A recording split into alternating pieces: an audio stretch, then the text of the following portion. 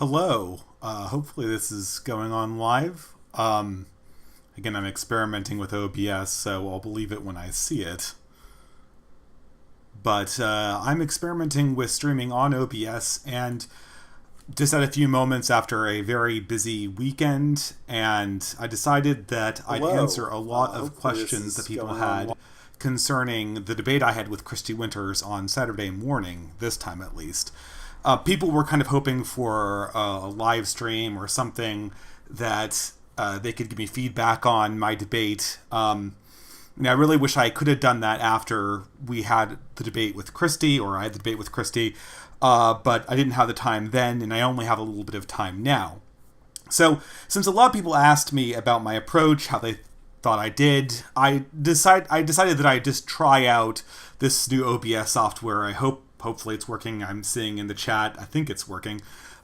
Just going over the general strategy, how this debate was set up, how my strategy, I think, differed from Sargon's and other people who have done Oxford-style debate.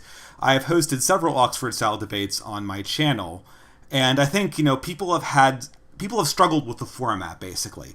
And I wanted to, to explain my interaction with Kristi Winters, and also explain how I approach this particular format for this particular debate, and kind of go over my strategy, what I thought I did well, what I thought I did poorly.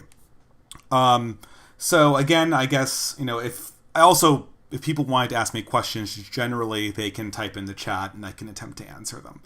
But to get straight onto the subject, assuming that people can hear me, this debate was set up about a month ago between me and Kristi Winters after her open call for debates with the skeptic community.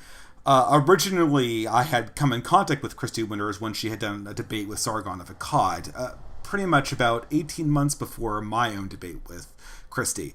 And I think the resolutions were very similar, and one of my first videos on this channel was a critique of Sargon's performance against Kristi Winters. So I was very eager to take her up on this opportunity.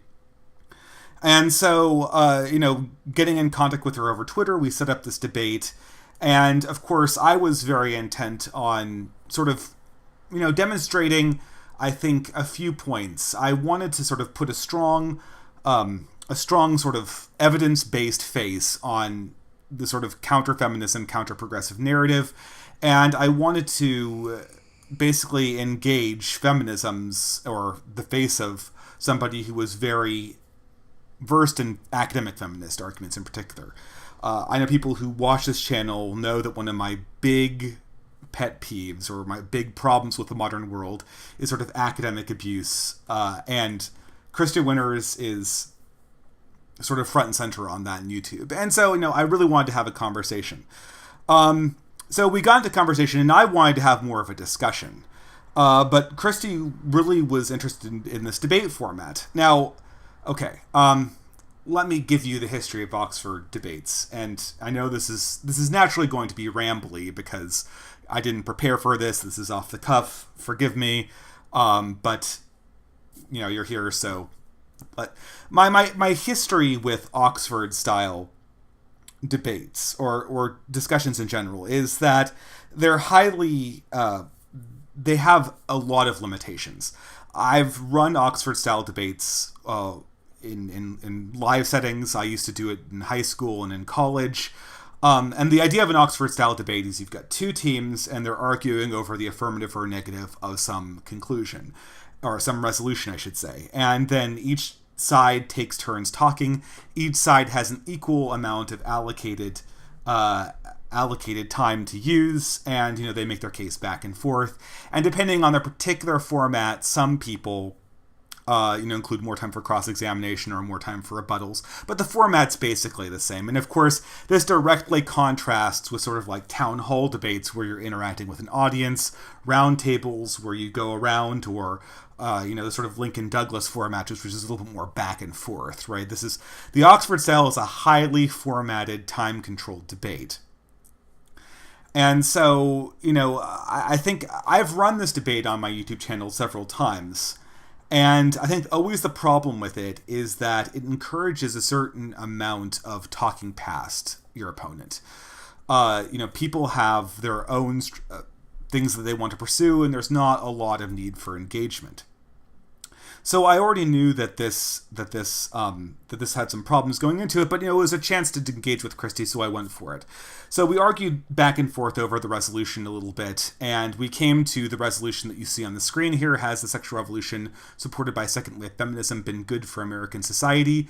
This is sort of a combination of a number of our resolutions. I think Kristi Ridters originally wanted to argue something about whether the Catholic Church had been good for women in the past, which is, never argue something like that with somebody from a progressive persuasion, because the progressives in particular have no ability to contextualize like different historical circumstances. They have this idea that the historical circumstances that we have right now, like where we're all like where work is good, where we're in danger of overeating, where we're living in air-conditioned apartments, they think that extended into the past.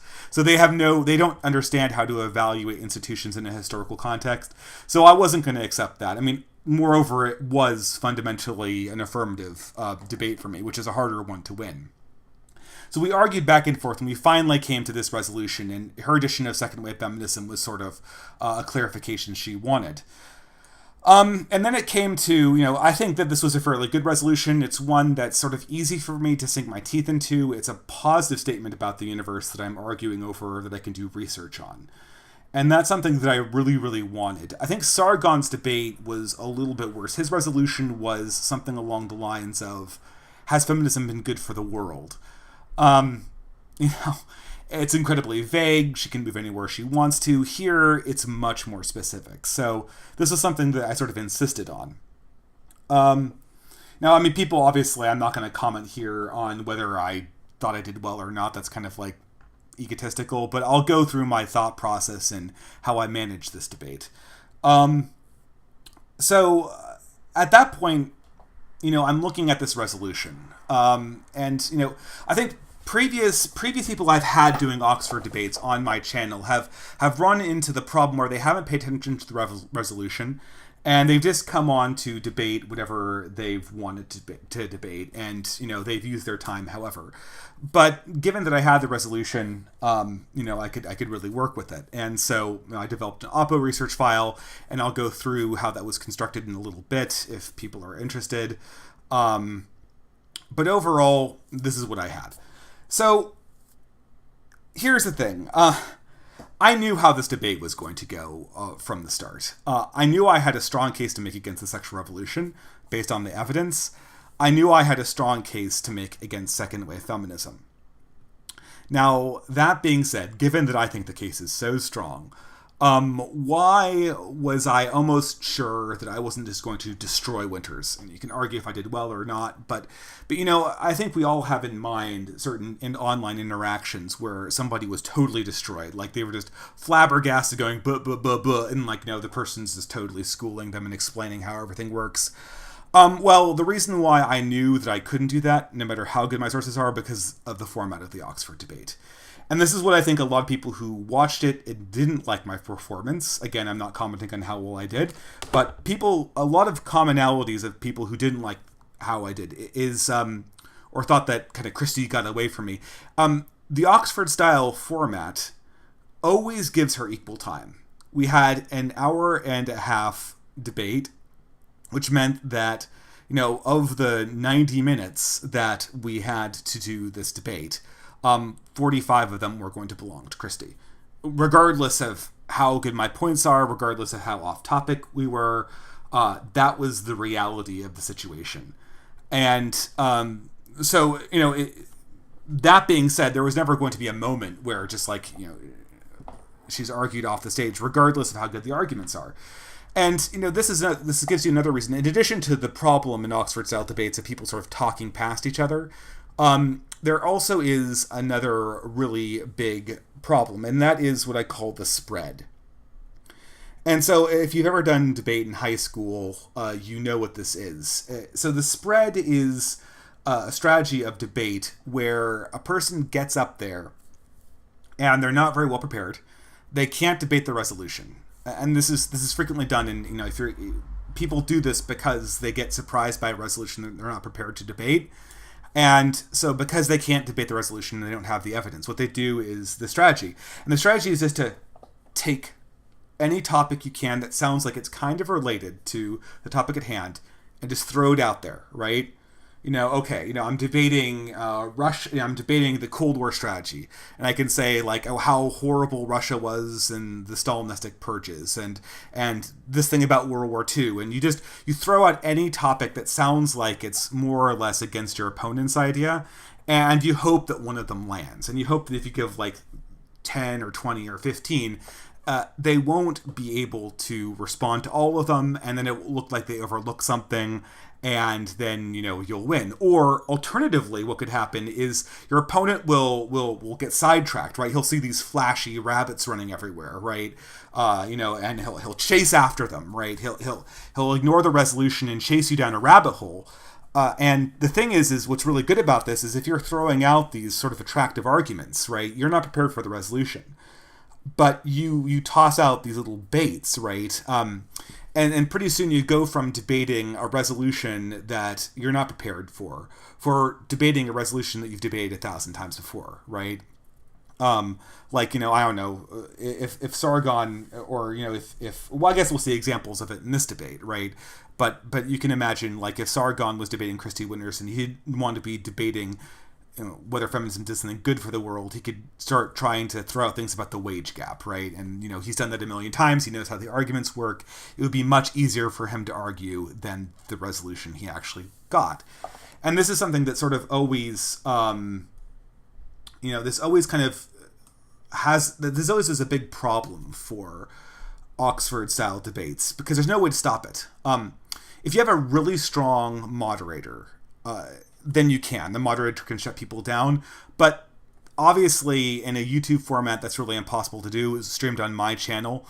And I couldn't give somebody power over me to control what went onto the channel. So I essentially had to say the moderation was light. We're not going to have people control for time. So that left me with a situation where we're debating. And I know for a fact that if Kristi is not prepared for this resolution, we can expect a spread, right? So, you have to say, okay, I know, first off, that Kristi, I'm not going to make the mistake Sargon made, and I'm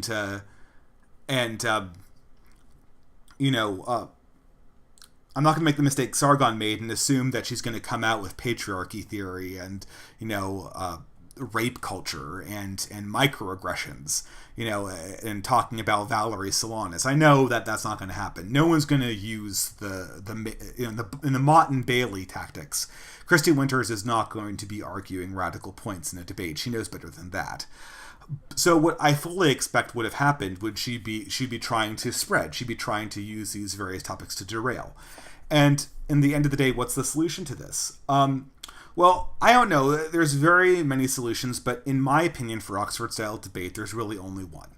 And that's to come up with a narrative that is topical, or that's related to the resolution at hand, and to keep on returning to it as much as possible, right? So this is the narrative that you're going to return to, and the hope is that they'll say a bunch of random things that are unrelated, but you'll say the same thing over and over and over again consistently, and eventually your main point will make it through versus them, they will sound scatterbrained and unfocused and like they're actively trying to derail the conversation. So this was the strategy. So I had to think ahead of time what my narrative was going to be. So that was more or less how I approached the debate before I even did any Oppo research. I knew that was going to be what I did. So the next step, I think, was to come up with a narrative. And the narrative I wanted to tell, I guess I was assuming that the audience would be feminist, would be people who were progressive, and that was the audience I was speaking to. So the question then is to consider the audience. What would I say to a progressive audience? I'm not trying to convince Kristi, but if there was a moderate member of the audience listening, what was the message that I would want to communicate that's broadly related to this resolution? And the narrative message that I would want to communicate was that feminism advocated for circumstances that actively hurt the most disadvantaged people in society, that actively hurt women, that actively hurt minorities. Now, we can argue about whether women or minorities are the most disadvantaged people in society, but again, that's a rabbit hole. That's derailing me from my narrative. And in this situation, all I want to do is communicate that point again and again, and hope that that shines through any attempt to bring the conversation off topic. So, that being said, I start with my opposition file, and I have it here on the screen. This took me about, I think it was about 2 hours on 2 days to put together. I have a lot of this stuff already made. It starts with sort of just writing down the resolution and the format of the debate. And it comes to sort of going through and deciding how I want to talk about the subject. I want to show that that women and minorities were hurt by the sexual revolution that feminists advocated for. I have to show first that the sexual revolution happened. I have to show second that feminism supported the sexual revolution. I have to show third that there were social changes that occurred from the sexual revolution. And then I had to finally show that there were negative consequences. And again, I have a large volume of social science literature. So I wrote out each of the bullet points I wanted, and then I used my Mendeley source citation library to just find each of the sources I wanted to and insert them into the op-ed research file. Kind of creates a very broad understanding of where the evidence lies. You have all the individual points, all of the quotes from feminists of supporting the sexual revolution insofar as they did, and then more citations coming from sociological research. And this takes some practice to put together. It requires some knowledge of how Google Scholar and Mendeley work, and if you're really fast at that, it doesn't take you very much time. And if you're not fast at that, it will take you a really long time. There are flaws to this. I couldn't read all of these papers. Most of the time I was browsing and looking at abstracts. But for the most part, good sociological research has their conclusions right there, and you can excerpt the final numbers really easily, so it doesn't take all that long. And usually you have one or two sort of primary sources that you really want to go to and read in depth, and that will save you a good amount of time. So this sort of outlines my the opposition research that I did for this debate. So that being said, I'm coming with this huge op-ed research file. I know she's going to spread on me. What am I going to prepare for in addition to supporting my points? Well, two things. I know that she's going to make common refutations. I've talked to feminists about this before. I've talked to feminists about the sexual revolution before. Their typical arguments are the sexual revolution never happened. The sexual revolution did happen and is getting better. Then after that, it's usually something along the lines of, it's usually along the lines of derailing, right? It's usually along the lines of a spread tactic. So I had to be prepared for those two arguments. Indeed, they did come up. But then in addition to that, I also had to sort of be prepared for sort of like the common specific derailing things for the case I was making. So, for the African-American data, I had to be prepared for incarceration caused the decline of the Black American family. That's a very common tactic to use. And so you can prepare for specific ones of these, right? And, it's kind of an outside chance that they'll come up, but, one of them will. For instance, I was never really able to use the source about the African-American incarceration rates, but, and it came up too. It just wasn't in a position that I was really able to respond to it. And, I think, a lot of people said this, so we go into the debate, right? And, I was thinking about playing this debate over again and commenting on that. I don't have enough time to do that, and I think it'd be really boring for you guys. You can watch the debate in my channel if you like. We go into the debate, and very few things that she said sort of, I guess, surprised me with the research. But the issue is that it doesn't matter if they don't surprise you, right? You have to make certain decisions, right? with someone who's spreading, right? You know that you're going to try to repeat your narrative over and over again. You know you're going to cite your sources over and over again. You know this is going to be the case. But when somebody's spreading on you, you're going to have to let some things go, right? You can, and some people think, oh, well, you see a ridiculous argument, you chase after it, right? You can go in, focus on the resolution, or you can chase rabbits.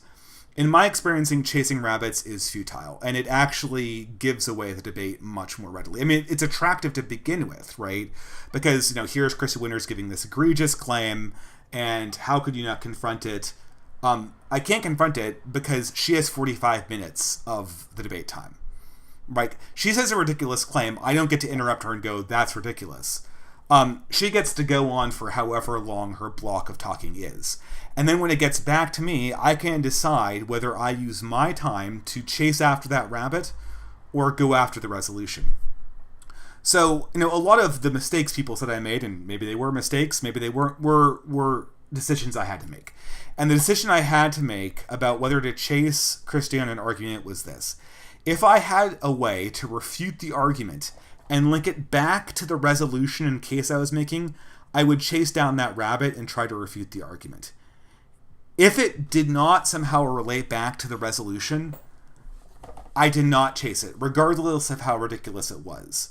So, for instance, in Kristi's debate on the sexual revolution, she starts with 3 minutes of talking about Bible stuff or something, stuff from the Old Testament about slavery. I mean, it's totally unrelated, right? And it's ridiculous. It's the superimposing of our modern standards onto a past where those standards wouldn't even make any sense. And I didn't address it, right? I wanted to. I really did want to have a debate about, the ahistorical approach to the Bible.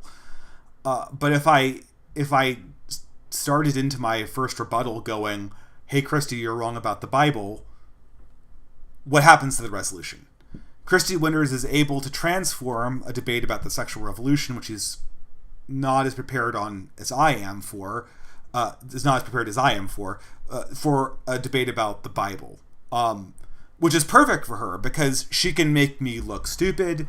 And even if she loses it, she still hasn't lost the resolution, right? And here we are chasing rabbits when the debate's going on. So again, I made the decision to do that, and I also made the decision to keep on the central narrative, which was that women and minorities were hurt the most by the sexual revolution. I believe it, right?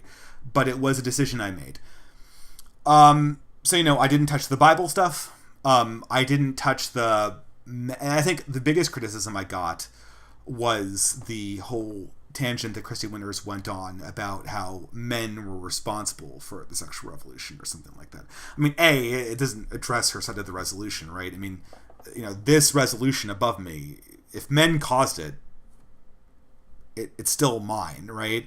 And at some point, I think I got really flabbergasted because I felt she wasn't correctly remembering what I said or quoting me out of context. And I think I even agreed with her with that statement. And that was a little bit of a mistake. That was my emotions getting the better of me. But again, it wasn't, I didn't redraw the debate onto that topic because I, again, had made the decision that if I could not hook that back into something that directly related to the resolution at hand, I wouldn't do it. And that's the decisions that people make inside of a debate. And there's no way to get around it in an Oxford-style debate. There isn't. Again, she has 45 minutes, and she does not lose points for being untopical. So, that's more or less how the tactics went. I think that you could see by the end of the debate that she was really sort of stretching for spread topics and kind of going into sort of personal anecdotes, which was sort of a bad sign, or it was sort of a sign that the spread tactic was kind of wearing thin a little bit because she could spread around a lot, but she couldn't actually get back to the resolution. So in that sense, I guess you could say it worked, but who did better is sort of a subjective thing for people to decide. I think a lot of people liked the way I approached it. I guess, what did I learn for the future of these debates? I think I'm still very convinced that the way to handle spread is to stay on topic and to stay on narrative and not to chase down points that are just spread about. I think that's the only thing you can do. I'm glad that we at least sort of talked to each other. We didn't sort of do... I mean, I think I did a debate about 5 months ago between a progressive guy and an alt-right guy about race relations in the country. And I thought that debate just went... I mean, it was interesting. Don't get me wrong. It was interesting. But insofar as it made use of the Oxford format, it was terrible. They might have as well have been in separate continents. They never addressed each other. One person was debating about race realism. The other person was assuming race realism was false, and then was debating the resolution inside a totally different set of assumptions that were... And, you know, it might as well have never... they might as well never have interacted with each other. So I think Kristi in my debate was a little bit better. I mean, she went for spread, I went for focus. She wasn't entirely non-topical, but... you know, I wasn't entirely focused, but, you know, that's how it goes. And so it was better. But if I was to say, doing it in the future, I don't know. I guess, you know, you sort of see the limitations of the format itself. I guess I would try to...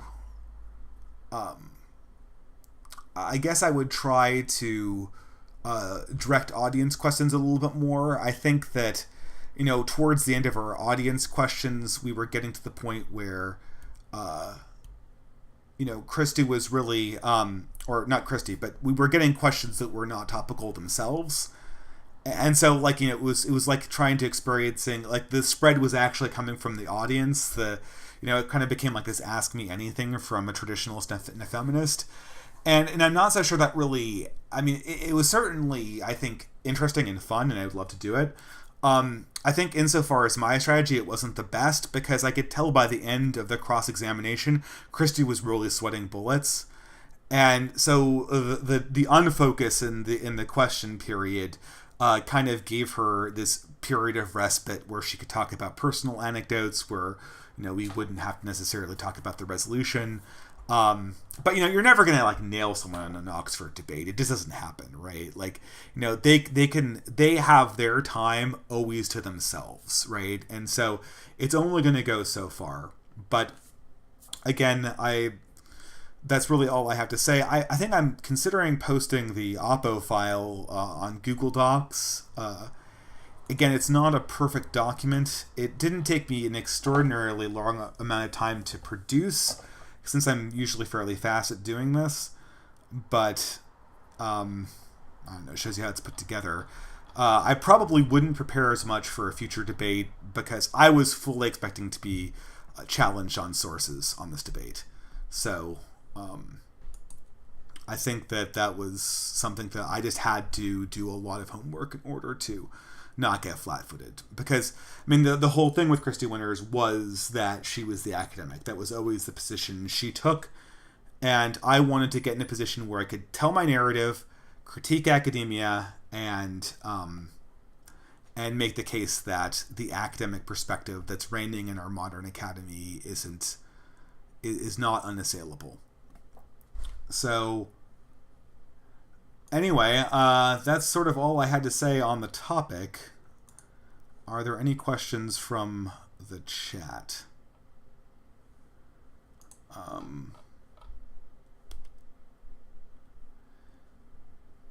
Yeah, I'm not seeing any, I guess. I don't know, a lot of people want me to talk about recent events, including the whole protest this weekend. I'm kind of steering clear from that. I haven't really cleared my thoughts on it yet. But it looks like the whole OBS thing is working pretty well, so I guess mission accomplished on the test. But at any rate, I guess I'll just close out the stream now. It'll be a very short stream. Thank you guys for watching, and I hope to see you again, perhaps on Wednesday for the Meditate Option stream, or the next week for the Flying In Hangout. And somewhere around there, I'll be releasing other content videos when I finally get a spare moment. So have a wonderful night, and see you guys in the comments.